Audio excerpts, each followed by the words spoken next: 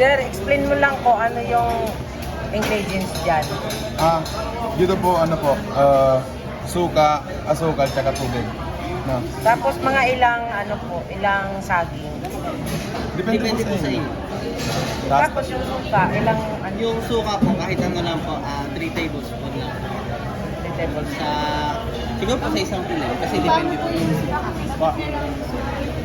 Para hindi po, tag dito, hindi po Suka, saka masyadong moisture sa loob nung saging. saging. So, yung... Kasi po pag tag dito, Bago ng Parang suka. ma-preserve yung niya. yung lasa po ng mismong Saging. Saging. Tapos, ang gagawin ngayon, since na hindi ibibilad, ibibake. Hindi po, dry lang po siya. Ida-dry, nga. Ibibake siya para ma-dry. Opo. Kasi usually, binibilad to Tsaka iprito. Bago po siya i-prito, ibibilad. Yun, dito kami sa may Lyceum. Meron kaming training ng banana peel. Yung aking mga kasama. Yan, abangan natin. Yun yung mga- Abangan natin yung ano. Subscribe tayo Hindi. kay ate. Oo, piniprito lang niya yung kanina na binay para mag-try. Kasi usually ito, inibilad yan. So, binake nila para bawasan niya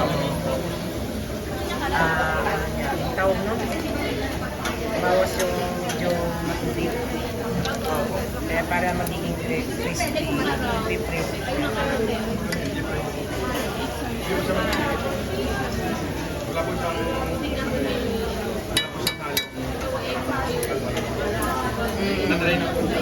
Kasi may asukal na yung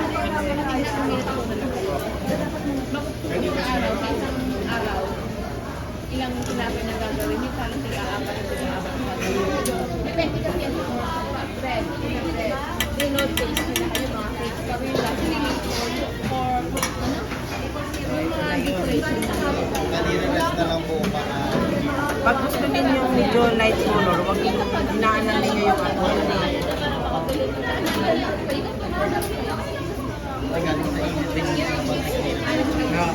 Nabigla. Nabigla po yung Kaya nabigla yung saging.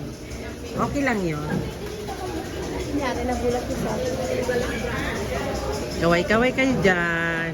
Kasi mga estudyante. Ako rin, late ako. Hanggang matulog.